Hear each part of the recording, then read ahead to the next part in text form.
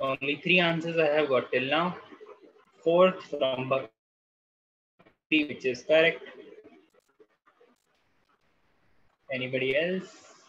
I got from Tanuja, which is correct. From Neha, which is correct. Okay, very good. You have given the right answer. Okay, now tell me the final product of fat digestion. Final product of fat digestion.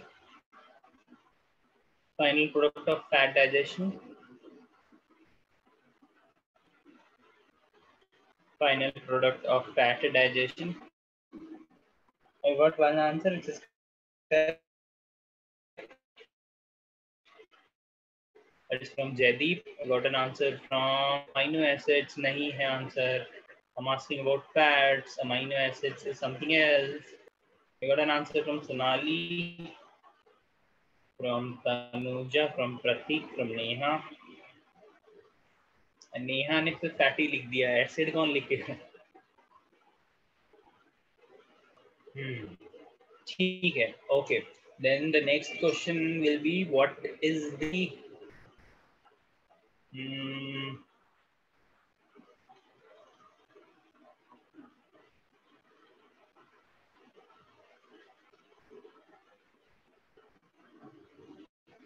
which enzyme digests protein? Which enzyme digests protein?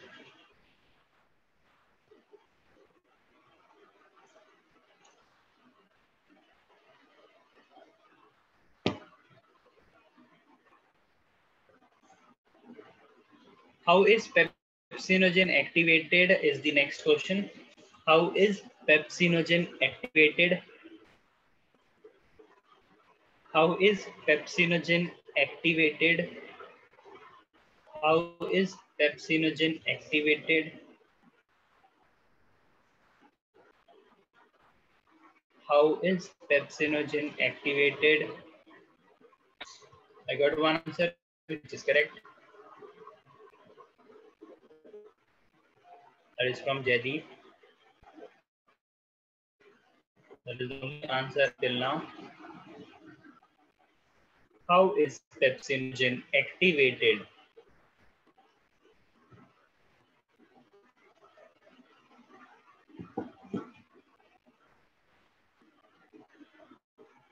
I got an answer from Pratik. I got 2 answers for the activation of pepsinogen. So the answer here, HCl. जो HCl secrete होता है stomach में, that acidic nature is the reason. Okay, what is the, who is the activator of trypsinogen? Who is the activator of trypsinogen? Who is the activator of trypsinogen? Trypsinogen को activate कौन करता है?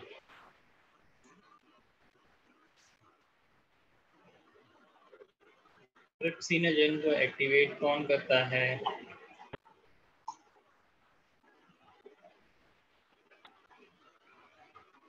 Trypsinogen को activate कौन करता है?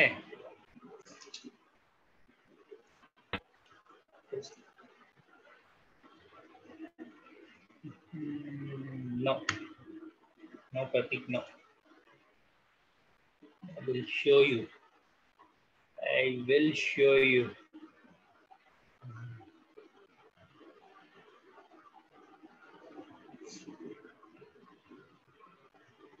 It's not written.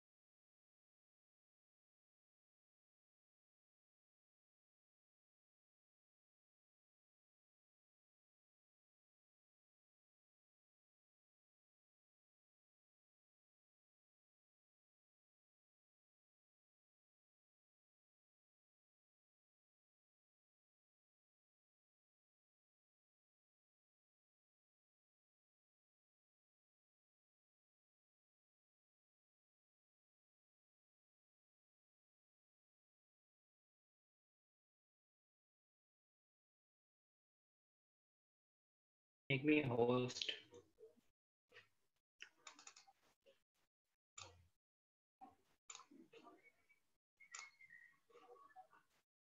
Pratik, you are the host. Good, thank you so much.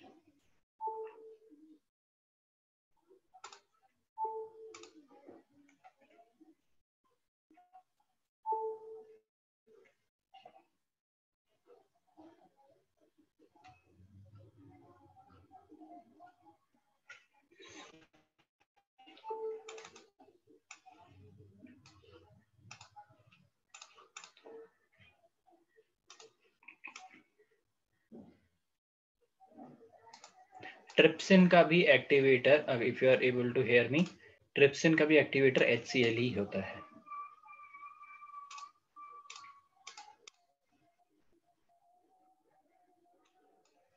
HCl only. ठीक है. हाउ मतलब क्या है? एसिडिक एनवायरनमेंट चाहिए उसे, जैसे पेप्सिडोजन को चाहिए वैसे उसको चाहिए. सही एसिडिक एनवायरनमेंट मिलता है, एक्टिवेटेड ट्रिप्सिन में कन्वर्ट हो जाता है.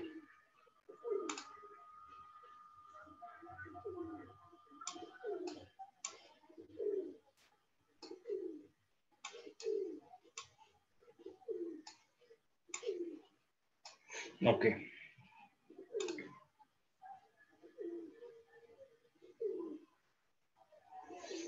ट्रिप्सिन तो पैनक्रिया से सिक्रीट करता है ना. अब ये देखो,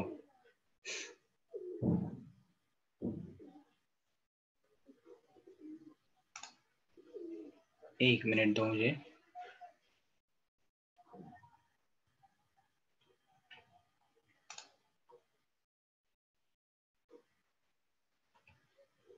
give me 1 minute.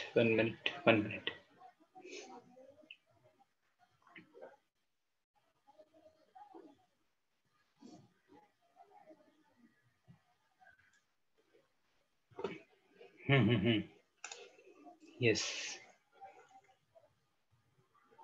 I will just check because मुझे भी वही reason लग रहा है. I will just check. Not HCl, then what it is? Just give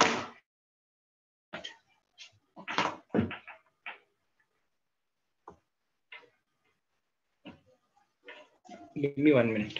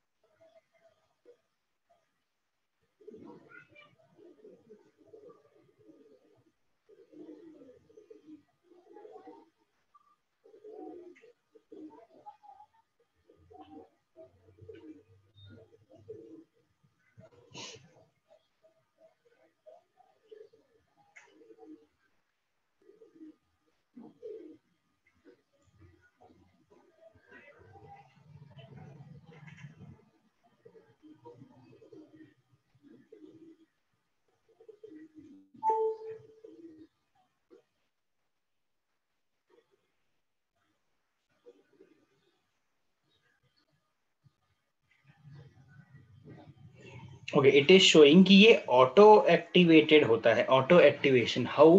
like अगर सिंगल ट्रिप्सिन इज ट्रिप्सिनोजन से ट्रिप्सिन कन्वर्ट होगा with the help of enterokinase. ये बोल रहा है with the help of, you can just write it down, it's enteropeptidase. अब इसको लिख लो, make an arrow, trypsinogen dash, ठीक है, with the help of enteropeptidase, ENTEROPEPTIDASE, enteropeptidase, उससे कन्वर्ट हो जाता है वो ट्रिप्सिन में.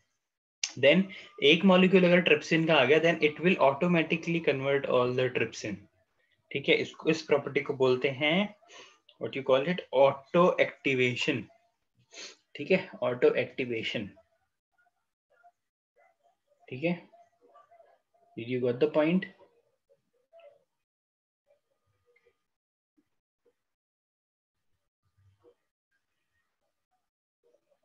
Is it clear everyone? हमने लिख लिया ऑटो एक्टिवेशन एंड एंटेरोपेप्टिडेज.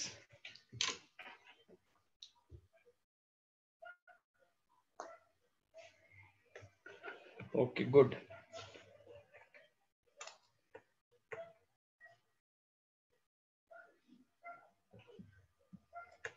सो जैसे हमने कल प्रोटीन डाइजेशन देखा, कार्बोहाइड्रेट डाइजेशन देखा, फैट डाइजेशन देखा, today we will be seeing the digestion of nucleic acid. If someone can tell me कि हमारी बॉडी में आता है, it's like we eat some food which has carbohydrate, and proteins we eat eggs, milk and everything that pulses we get protein. Fat we eat anything, like anything, most of the things has fat. If you eat that, then you're intaking fat. So how come you are eating nucleic acid? Can anyone tell me? Nucleic acid, first of all, nucleic acid होता क्या है? Do you know any kind of nucleic acid? You don't know nucleic acid? You don't know nucleic acid?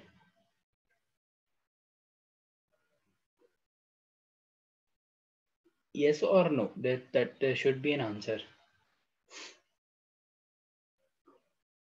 You don't. Then what is the full form? Oh wait, what is the full form of DNA and RNA?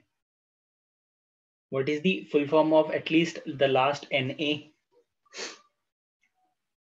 You got what is nucleic acid? अब समझ में आ गया किसकी बात चल रही है? Nucleic acid. Yes. Deoxyribo and ribo, but nucleic acid की बात चल रही है. Nucleic acid is nothing but DNA and your RNA. ये हैं आपके दो बेसिक न्यूक्लिक एसिड. ओके, अब ये चीज कहाँ होगी? इफ यू सी कि कौन से फूड में आपको न्यूक्लिक एसिड मिलेगा, मुझे बताओ. कौन से फूड में, कौन से मीट में, एग में, कहाँ मिलेगा न्यूक्लिक एसिड?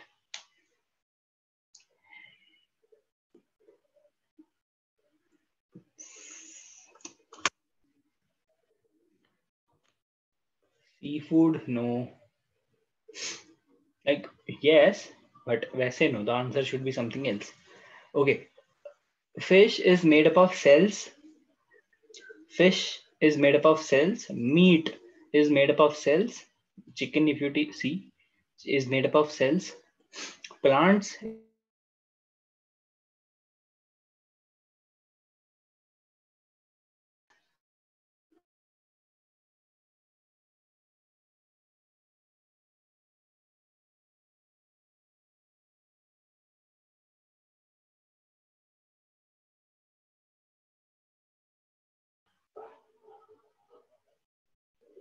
okay, freeze हो गया क्या? Because there is no electricity.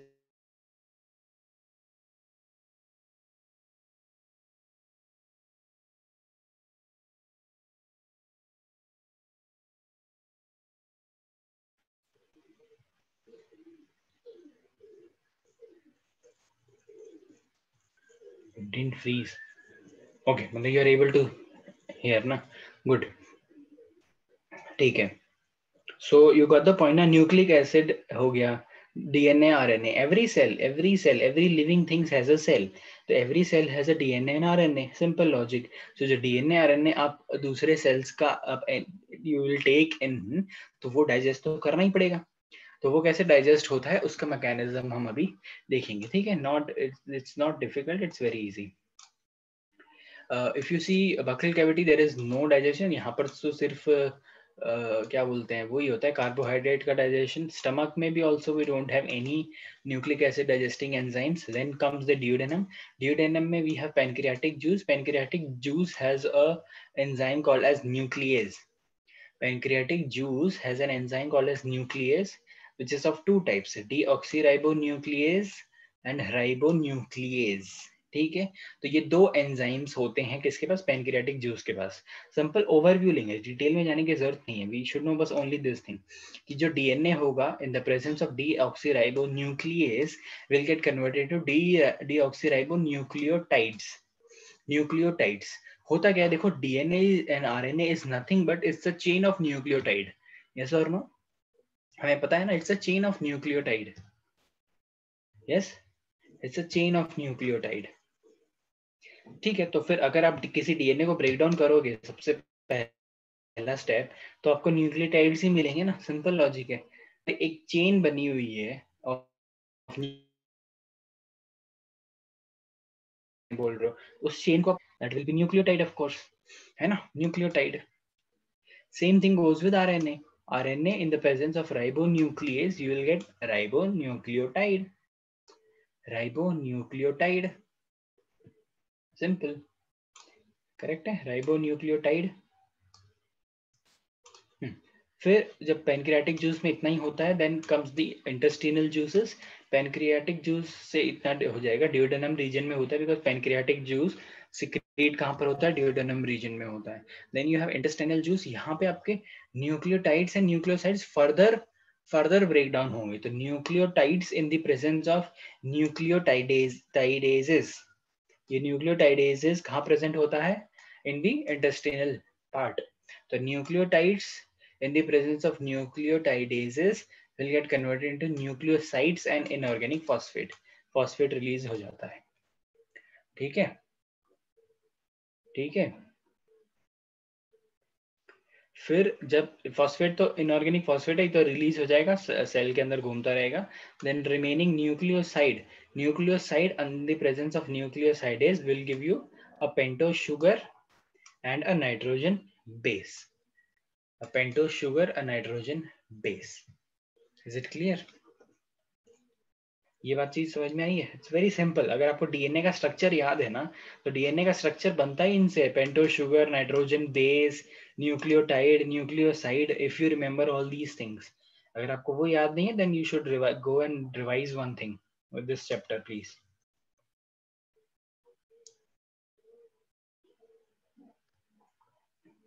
Is it clear? आपको ये सब समझ में आ रहा होगा ना कि न्यूक्लियोटाइड का ब्रेकडाउन हो रहा है तो न्यूक्लियोसाइड बन रहा है, न्यूक्लियोसाइड नाइट्रोजन बेस ही बनेगा ना।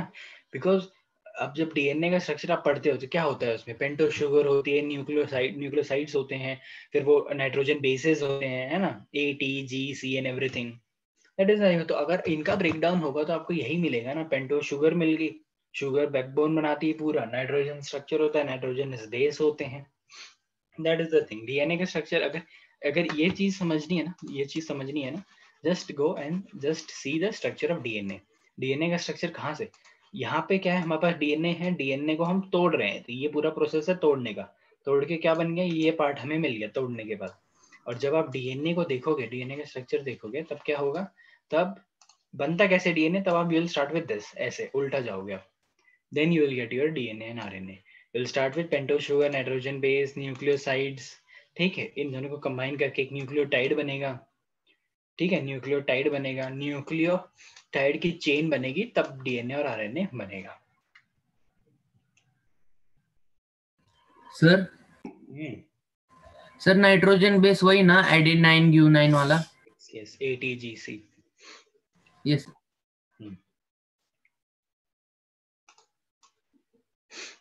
ठीक है, अब तो देन दिस वे तो मेजर थिंग्स जो बॉडी डाइजेस्ट करती है वो हो चुकी है। Remaining things are like, if you see vitamins and minerals. अब विटामिन एंड मिनरल्स को एक ऐसा प्रॉपर्टी है इनका कि इनको डाइजेस्ट करने की जरूरत नहीं है, they are already in there एकदम सबसे broken down phase. Vitamin and minerals directly absorb कर,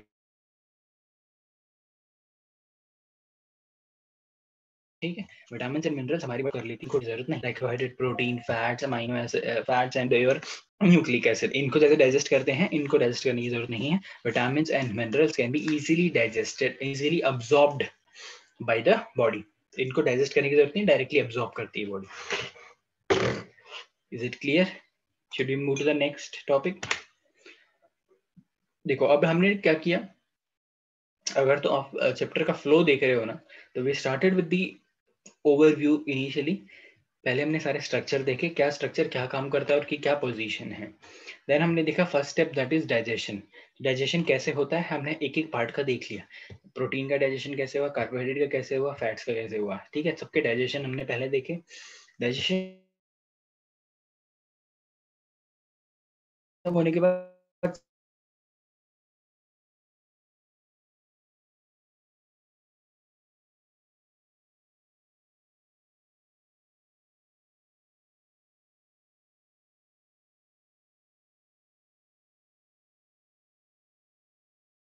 सर आवाज नहीं आ रही आपकी। Hello hello hello. सर आवाज अटक रही है बीच बीच में। हाँ, are you able to hear me right now? अभी यस सुन सर। रहे हो? Keep the phone.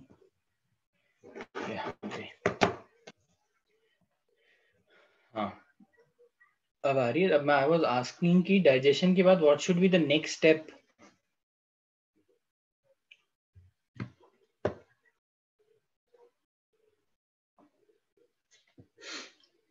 I got one answer from Jaydeep, that is absorption. Yes, अब digested food है, food तो digest हो गया है, but उससे किसी ने हमारी बॉडी में कुछ फायदा हुआ है कि नहीं, अभी तक हमने अब्जॉर्ब नहीं किया है। तो हम पहले अब्जॉर्ब करेंगे, ठीक है, पहले अब्जॉर्प्शन होगा, फिर असिमिलेशन होगा। Assimilation is nothing but assimilation is using, उनको यूज कैसे करेंगे हम, जो अब्जॉर्ब्ड प्रोडक्ट है। अब्जॉर्ब होना मानी कि वो बॉडी के अंदर आ गया है, अब्जॉर्ब होके, क्योंकि अभी वो एलिमेंट्री कनाल में है, डाइजेस्टिव सिस्टम में है, वहां से वो बॉडी के अंदर आ चुका है अभी, ठीक है, दैट इज योर अब्जॉर्प्शन। अब बॉडी के अंदर आने के बाद असिमिलेट होगा। वो असिमिलेट होना यानी बॉडी में अलग अलग तरह का, depending on what is absorb, like if it protein is absorb तो उसका एक फंक्शन है वो जाके करेगा, if fats is absorb fat अपना एक फंक्शन जाके करेगा, ठीक है, ठीक है, ऐसा होता है। If carbohydrate is absorb carbohydrate अपना फंक्शन जाके करेगा। तो हमने सब डाइजेस्ट कर लिया है, अब हम करेंगे सबका अब्जॉर्प्शन। अब्जॉर्प्शन होने के बाद हम देखेंगे कि ये अब्जॉर्ब तो हमने कर लिया, हमने proteins, fats, carbohydrates, amino acids, glucose, fructose and fatty acids सब है हमारे पास अभी, बट अभी इनका करें क्या। इनको जो यूज करके जो चीजें होती है दैट इज योर थर्ड और fourth step, that is assimilation. Assimilation, ठीक है, कि उसको कैसे यूज किया आपने। And the final step is assimilation के बाद क्या होता है, इजेशन, दैट इज जो भी अनडाइजेस्टेड वेस्ट है that should be removed. Undigested waste है दैट शुड बी रिमूव्ड, ठीक है। So this is how we will go. So if you see the absorption of digested food, if you see the final product, अगर आपको याद हो, carbohydrate में हमें monosaccharides मिलते हैं, that is glucose, fructose, galactose. Proteins के अंदर हमें अमाइनो एसिड्स मिलते हैं, फैट्स के अंदर हमें फैटी एसिड्स मिलते हैं। तो इट्स सिंपल लॉजिक है, इसको बिकॉज डिटेल में जाने की जरूरत नहीं है, बिकॉज ये मैकेनिज्म बहुत बड़ा हो जाता है। एक एक का आप पढ़ोगे ना, सोडियम पोटेशियम पंप कोई यूज करता है, कोई फैसिलिटेट, तो you know all these things की what is import movement, you know what is facilitated diffusion, and now you know what is active transport. So that's just keep it a very simple thing, like it should be easy to understand. I have kept it very simple, ठीक है, because in detail आपसे एक एक चीजें नहीं पूछेगी कि exactly glucose कैसे digest होता है, no one will you ask you that, okay. तो if you see glucose, glucose का करना होता है active transport. If you see this is, ये मैंने वो लेयर बनाई हुई है, ठीक है, हमारी जो अंदर की वो जो लेयर होती है, ल्यूमिन जो कैविटी होती है, उसके ऊपर ब्रश बॉर्डर एपिथेलियम है। हमने ऑब्जर्व देखा भी था उस दिन, ब्रश बॉर्डर एपिथेलियम है। ये कौन सी लेयर होगी, if anyone can tell me, ये कौन सी लेयर होगी, इस लेयर का नाम क्या होना चाहिए। माइक कुछ भी, कहाँ से माइकोसा ला रहे हो तुम।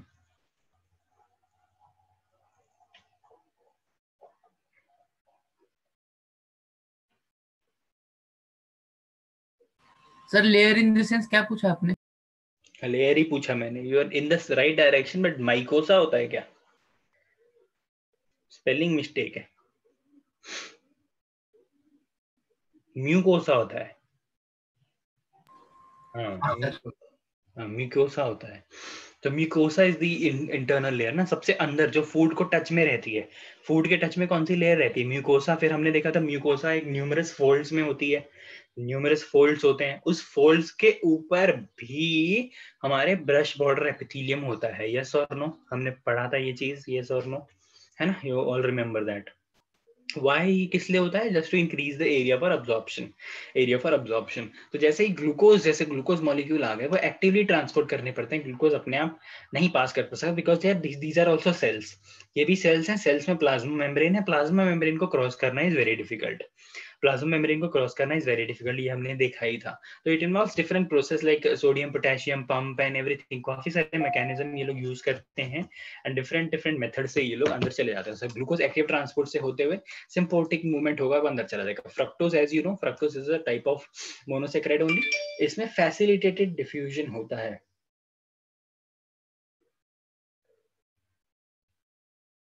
ठीक है, इसमें फैसिलिटेटेड डिफ्यूजन होता है, फैसिलिटेटेड डिफ्यूजन, यू नो कि एक प्रोटीन मॉलिक्यूल होगा जो प्लाज्मा मेम्ब्रेन पे प्रेजेंट होगा, वो प्रोटीन मॉलिक्यूल फ्रक्टोज को पकड़ेगा, घूमेगा अंदर की तरफ और अंदर की तरफ छोड़ देगा, दैट इज फैसिलिटेटेड डिफ्यूजन, यानी प्रोटीन उसे फैसिलिटेट करवाएगा।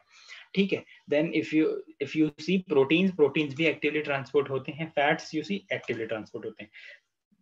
एक्टिव ट्रांसपोर्ट होने का मतलब यहाँ पे, एक्टिव ट्रांसपोर्ट होने का मतलब यहाँ पे कि भाई, एक्टिव ट्रांसपोर्ट होने का मतलब कि भाई एनर्जी यूटिलाइज होगी, एटीपी यूटिलाइज होगी। ठीक है, एटीपी यूज हो रही,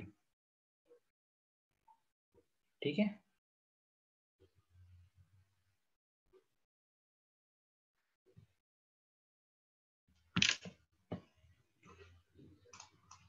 सो this is how absorption takes place.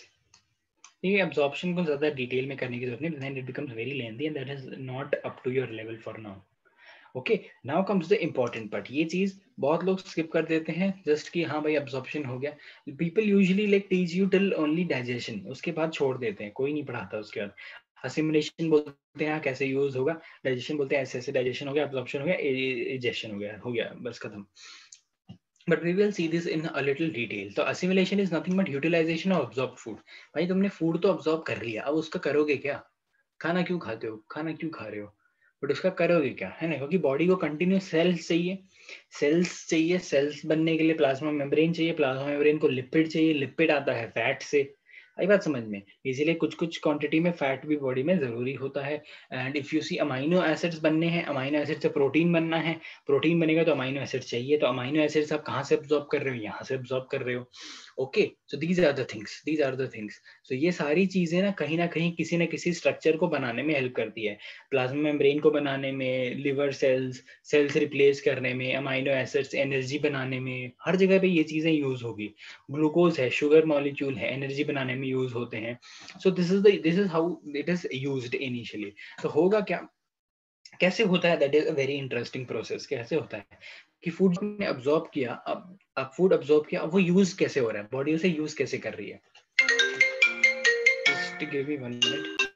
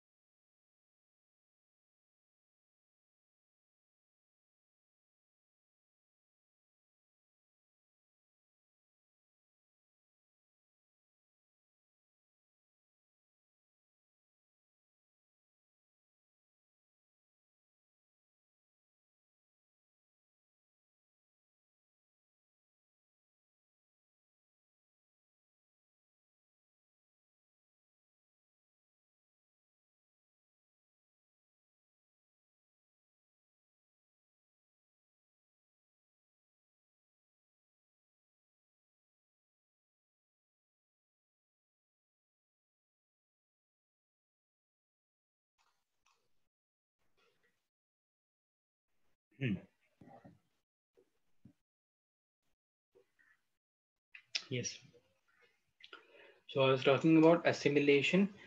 For example हम देखें, अगर अमाइनो एसिड्स का, अगर हम देखें अमाइनो एसिड्स का, see tell you one thing अभी, because there is no electricity and my laptop is like almost charged, but it is not that charged.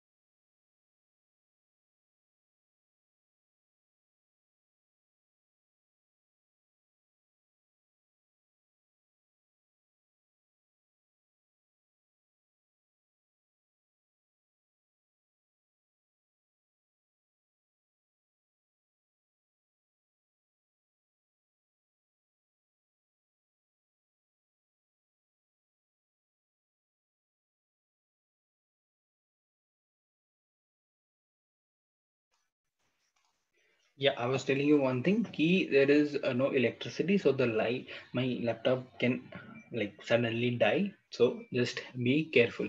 I'll be sharing with this file with you. The further topics are very easy. I have already written each and everything. Just the assimilation part we have to finish. जल्दी से करते हैं इसको. Okay. For now देखो, जैसे ही body के अंदर amino acids आ गया, ठीक है, बॉडी ने अमाइनो एसिड्स अब्सॉर्ब कर लिया. अब वो क्या होता है, बॉडी जो अमाइनो एसिड्स होता है ब्लड स्ट्रीम में आ जाता है. ठीक है, होता क्या है, अमाइनो एसिड्स को एक सिस्टम होता है, एक सिस्टम बना हुआ है बॉडी में जिसको बोलते हैं hepatic portal. Hepatic portal system, I will explain you the hepatic portal system, it's very easy. ठीक है, तो हेपेटिक पोर्टल वेन होती है. हेपेटिक पोर्टल वेन क्या करेगी, ये अमाइनो एसिड्स को लेके पहुंचेगी किसके पास, लिवर के पास. ये अमाइनो एसिड्स को लेके कहाँ पहुंचेगी, लिवर के पास. ठीक है, कौन क्या हो रहा है देखो, अमाइनो एसिड्स अब्सॉर्ब हुए, अमाइनो एसिड्स चले गए हेपेटिक पोर्टल वेन में. हेपेटिक पोर्टल वेन ने उसको क्या किया, पहुंचा दिया लिवर के पास. ठीक है, अब लिवर के पास 3 ऑप्शन होते हैं उसके पास. ठीक है, 3 टाइप के अमाइनो एसिड्स आते हैं. Yeah finally the light is here. Yes, good. Yeah so we have 3 options. Should I just connect it to my WiFi or not, because then again disconnect होगा. So I have good internet in my phone, so we can use that. Connect it now, because the quality I think is an issue. Okay, if I get, just give me 1 minute, I'll just connect.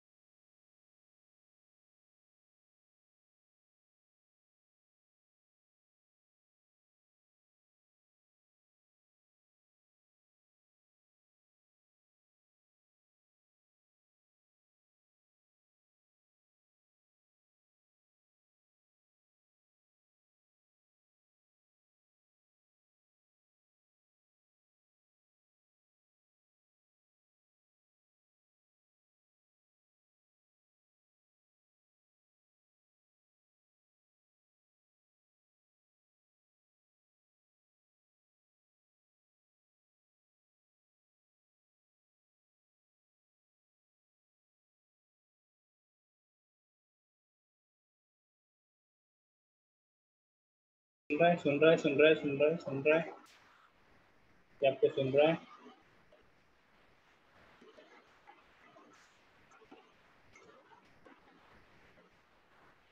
Yes, तो चलो अभी जल्दी करते हैं. We should not waste a single second.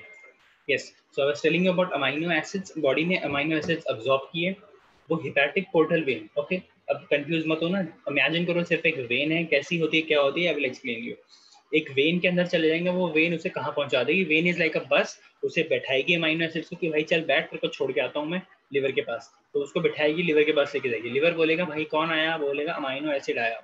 Liver ने उसने पूछा liver ने कि कौन आया भाई, उसने बोला अमाइनो एसिड आया. तो अमाइनो एसिड से वो चेक करेगा फिर लिवर कि भाई तो रिक्वायर्ड है या नहीं.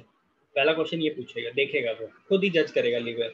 फिर वो सोचेगा कि तो रिक्वायर्ड है बट तेरे को, तेरी जरूरत अभी नहीं है बॉडी को. और तीसरा ऑप्शन ये हो सकता है कि भाई तो रिक्वायर्ड ही नहीं है, तो मेरे काम का अमाइनो एसिड नहीं है, तो तू निकल, तो वो क्यों रखूँ मैं अपने पास. ठीक है, 3 ऑप्शन होते हैं. अमाइनो एसिड्स आया, हेपेटिक पोर्टल वेन की बस में बैठा, लिवर के पास लेके आया कि लिवर भाई ये ले अमाइनो एसिड्स. लिवर ने क्वेश्चन किया भाई तेरा, तू बता क्या नाम है तेरा, बोला अमाइनो एसिड नंबर ये.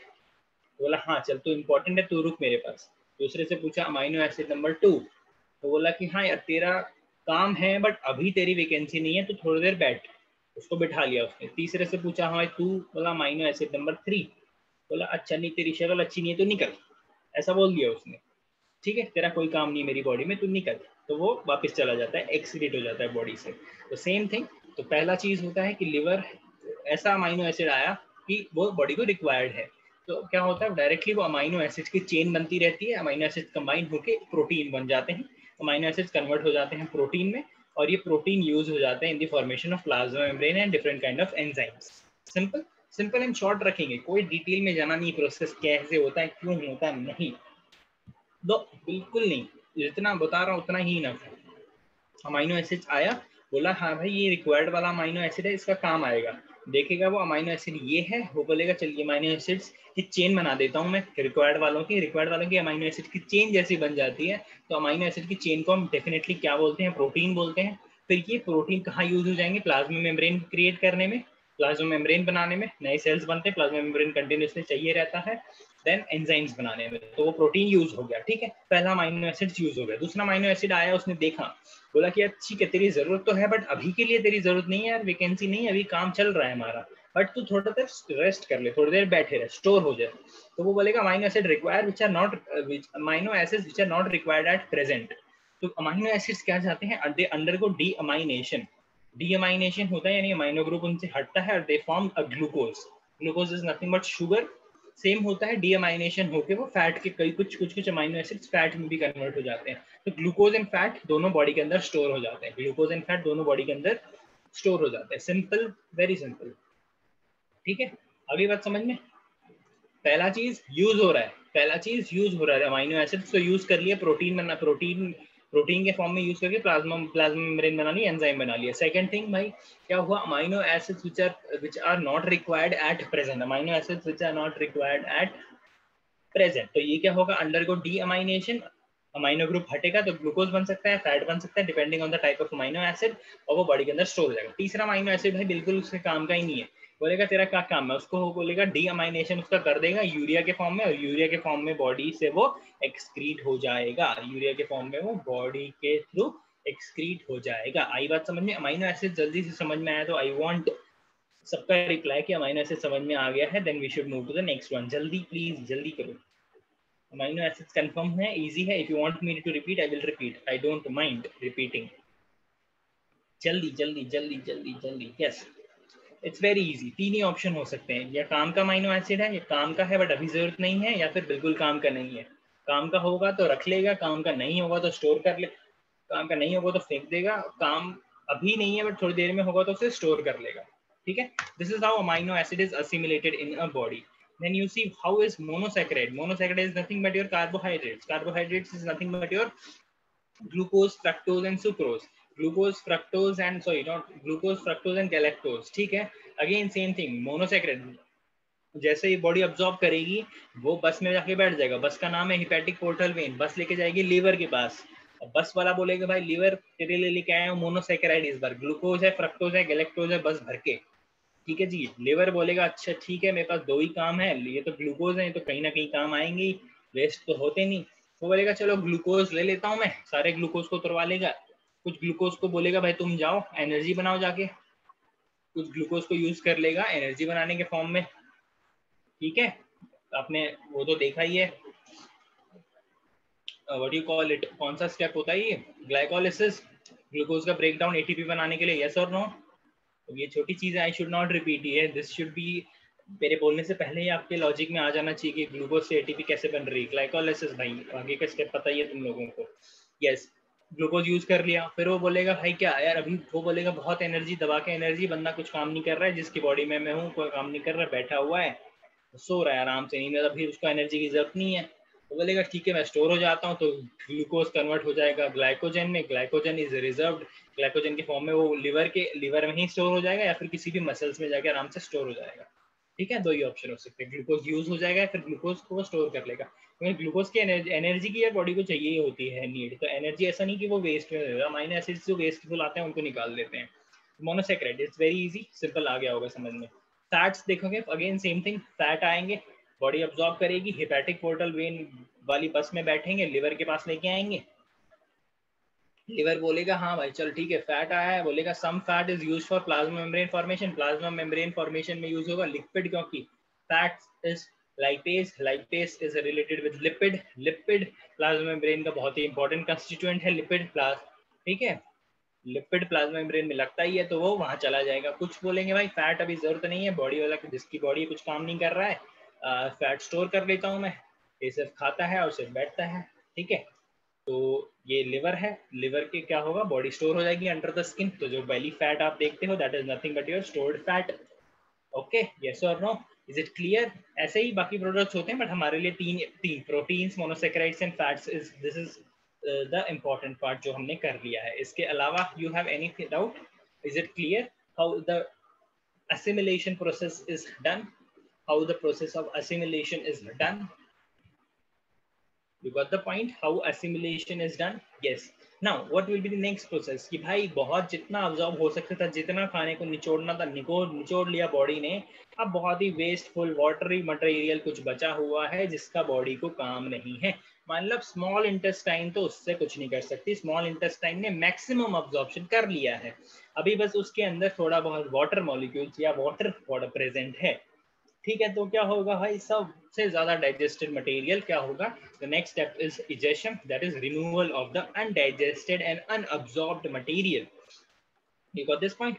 Elimination of undigested and unabsorbed, undigested में जो डाइजेस्ट नहीं हुआ है, या अनअब्सॉर्ब्ड यानी जो मटेरियल अब्सॉर्ब नहीं हुआ है। व्हाट हैपेंस इज, चाइल्ड आपको याद होगा, child is like chyme is partially digested, child is like completely digested, है ना, child is completely digested.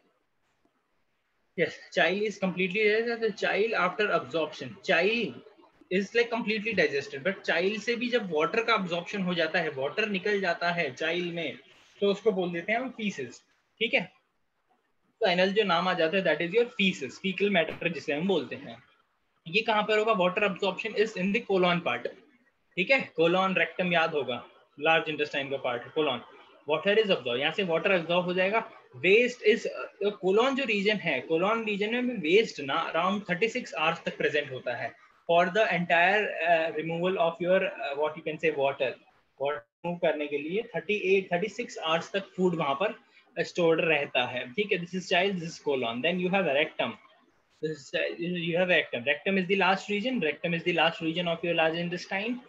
Rectum क्या होता है, dilate होता है, rectum dilate होता है, and then the waste is removed out of the body. Then the waste is removed out of the body. This is nothing but your ejection का process. In this way, your digestion and the entire digestion things is complete. Starting हमने करी थी organ से, each and every organ और each and every organ के parts हमने देखे. Then we started with what you say, then we started with कि कैसे absorption होता है, किस चीज का absorption होता है, then we saw कि digestion कैसे होगा एक एक चीज का, then absorption कैसे होगा, then elimination कैसे या फिर ejection कैसे होगा। Is it clear? Is it clear? Yes, it's very simple, very simple.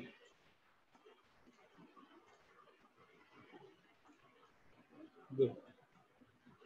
Okay, now I was explaining you about hepatic portal system, ठीक है। hepatic portal system आपको मैं बता रहा था कि मैं नेक्स्ट में पढ़ाने वाला हूँ, तो this is your hepatic portal system। देखो नॉर्मल जो सर्कुलेशन होता है बॉडी के अंदर, ब्लड सर्कुलेशन, वो कैसे होता है कि हार्ट है, ऑक्सीजनेटेड ब्लड पंप करता है ऑर्गन के पास, जब ऑर्गन के पास जा रहा होता है वेन्स, तो वो वेन्स डाइवर्ज हो जाती है in small small miniature capillaries में, वो कैपिलरीज के थ्रू ऑर्गन के अंदर, कैपिलरीज एकदम क्योंकि फाइन थिन्ड होती है, तो वो कैपिलरीज के थ्रू हमारा जो ऑक्सीजनेटेड ब्लड होता है वो ऑर्गन्स तक पहुंच जाता है, ठीक है। फिर वो डीऑक्सीजनेटेड ब्लड वो वापस से हार्ट में पंप हो जाता है ऑर्गन के थ्रू, कैपिलरीज अगेन कन्वर्ट कर जाती है और एक ही वेन में कन्वर्ट हो जाती है। This is the normal circulation that we all know. ये सर्कुलेशन हमें पता है, ये सर्कुलेशन हमें पता है, यस और no, please confirm.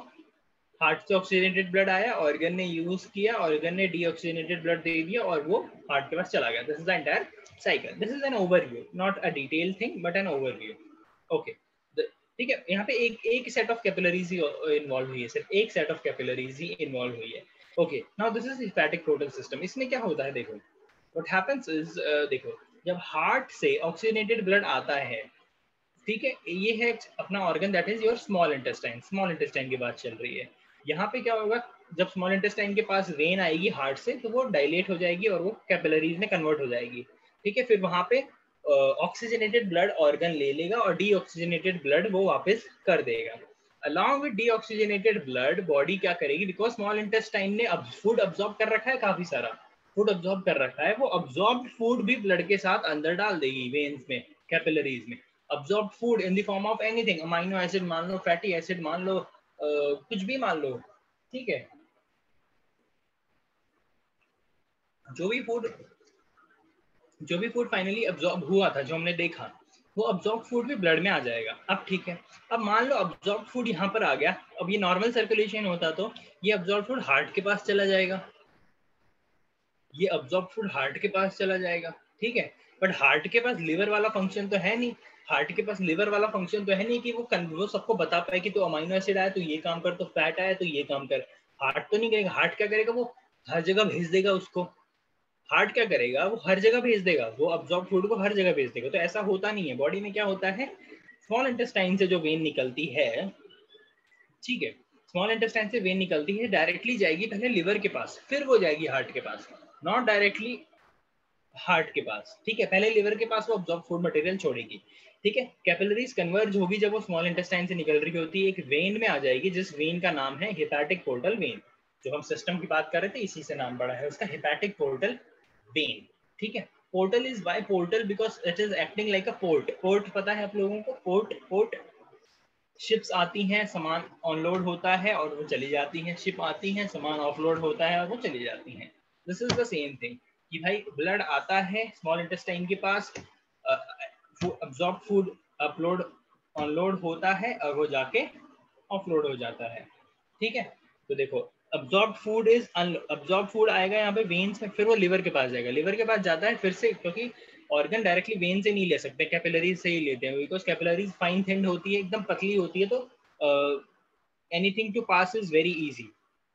So capillaries क्या करेंगी, कैपिलरीज के थ्रू जो अब्सॉर्ब फूड है वो इसके पास छोड़ देगी, लिवर के पास छोड़ देगी, फिर से कैपिलरीज कन्वर्ट हो जाएगी, वेन में कन्वर्ट हो जाएगी और वो वेन चली जाएगी हार्ट के पास. तो अब्सॉर्ब फूड जितना भी सब लिवर के पास पहुंच गया. So this was the system. This was your hepatic portal system. Nothing but. इसमें क्या होता है, first set of capillaries involve तो होती है, सेकंड सेट ऑफ कैपिलरीज भी इन्वॉल्व होती है, और नॉर्मल सर्कुलेशन में only one set of capillaries ही इन्वॉल्व होती है. नीचे डेफिनेशन दी हुई है, system in which blood vessels break into second set of capillaries. Second set, first set तो उधर भी था, यहाँ पे second set of capillaries into a specific organ, that is liver, where it unloads the absorbed food material. Is it clear? Is your hepatic portal system clear? You understand why we were saying hepatic portal vein there? Hepatic portal vein हम क्यों बोल रहे थे उस चीज को? I think it's clear. ठीक है. So finally the last topic for this chapter, it's very simple, very simple. अगर आप इसे खुद भी पढ़ना चाहो तो खुद पढ़ सकते हो, but because we have a lot of time. Oh my god! But we have a last topic. We'll finish it off and we'll go. But we will go. मतलब I will go. But you guys till 4 you will be doing your homework and submit it to me. जो मैंने आपको कल दिया है, ठीक है? I want कि सब मुझे वो होमवर्क सबमिट कर दें. मैंने वैसे अभी तक देखा नहीं किसी ने मुझे भेजा है. Did anyone send it? अभी तक किसी ने भेजा है? नहीं है. इतने सिंसियर तो नहीं हो तुम लोग कि कोई मुझे एक ही दिन में भेज दे.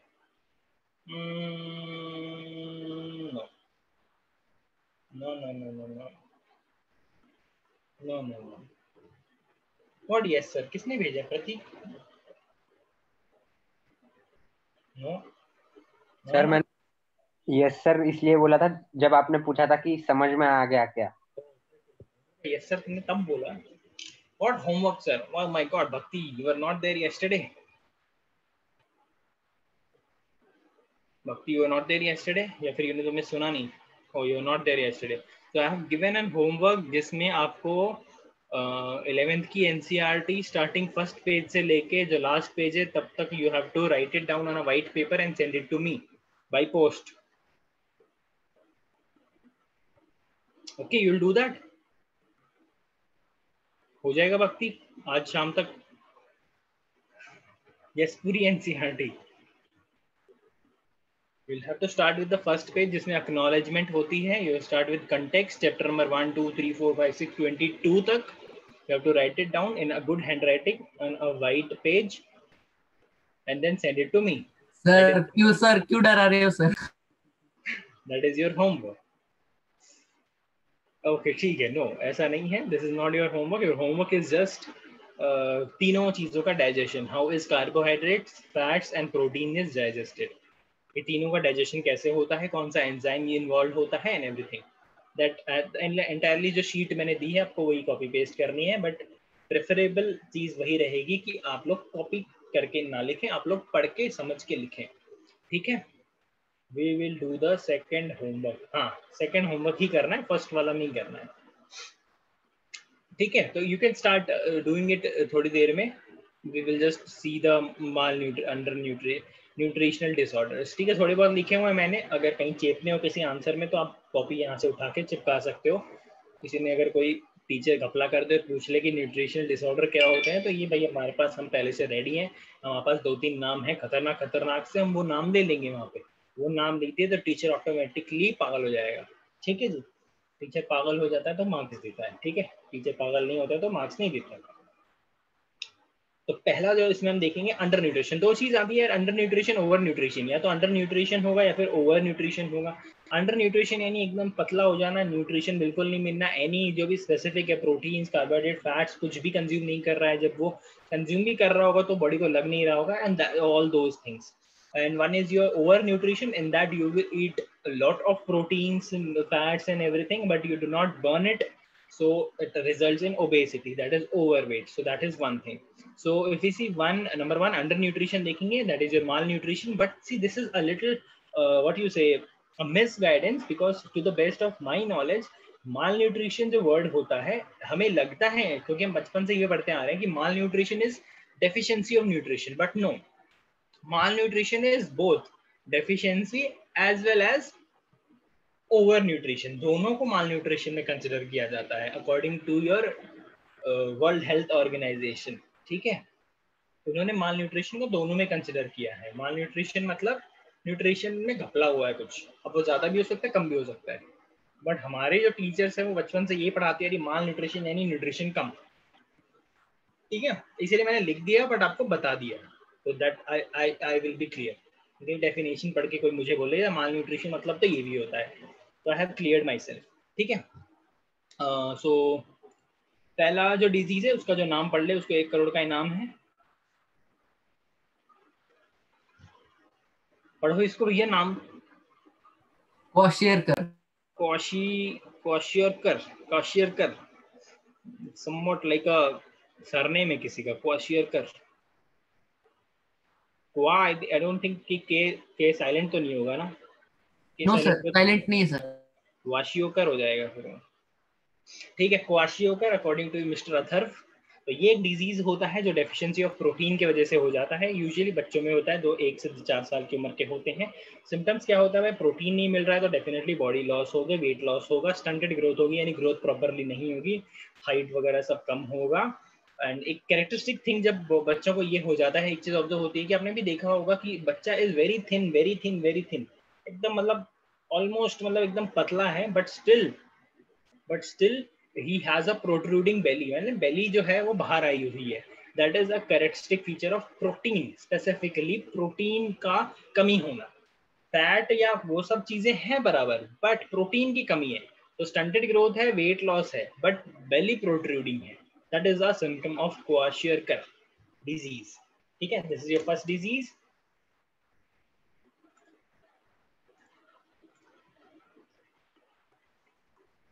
Second disease is your marasmus. Marasmus is protein energy malnutrition, PEM इसे बोलते हैं, प्रोटीन एनर्जी malnutrition, कि भाई प्रोटीन तो कम था ही, एनर्जी भी कम है।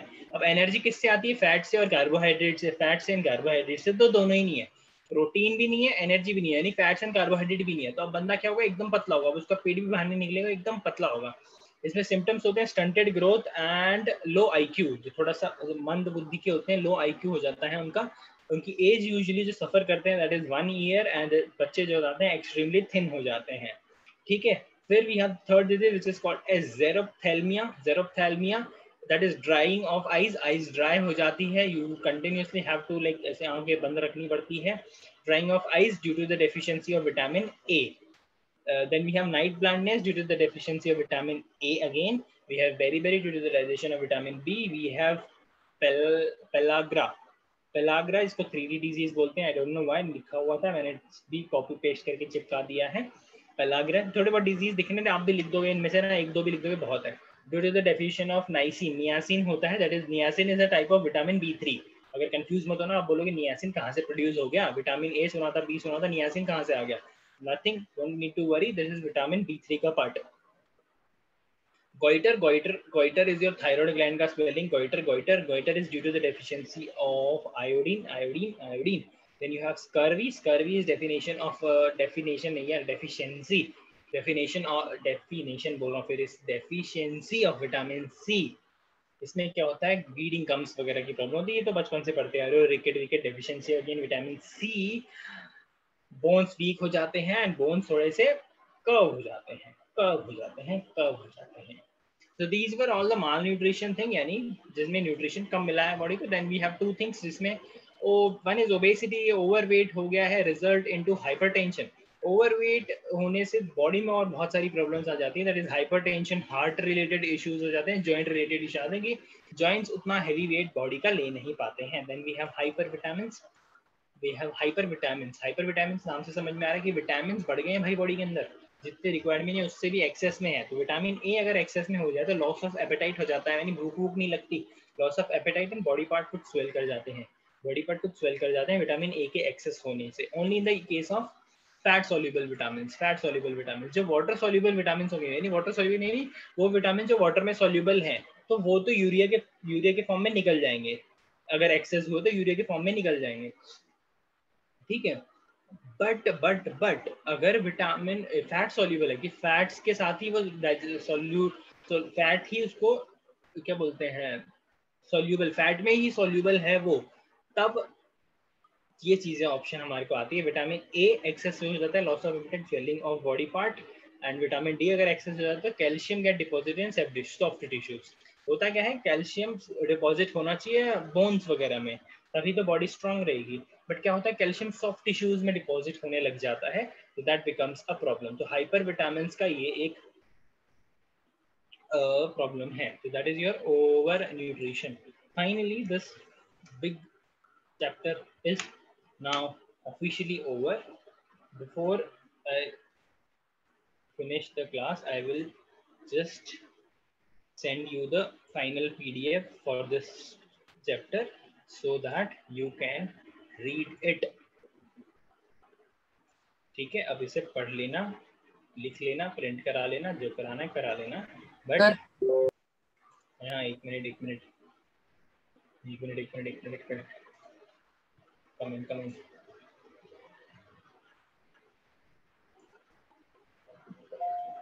यस सर, बोलो सर। होमवर्क कब तक भेजना है? होमवर्क मंडे तक भेजना है। Thank you sir. Good. So if you have no doubts, then we can leave. You have around 20 minutes का gap. अगर अच्छे बच्चे हो तो 20 मिनट यूटिलाइज करो, और अगर मेरे जैसे बच्चे हो तो 20 मिनट चिल करो, ठीक है। Thank you so much for joining. Have a nice day. See you in the next week. Bye bye.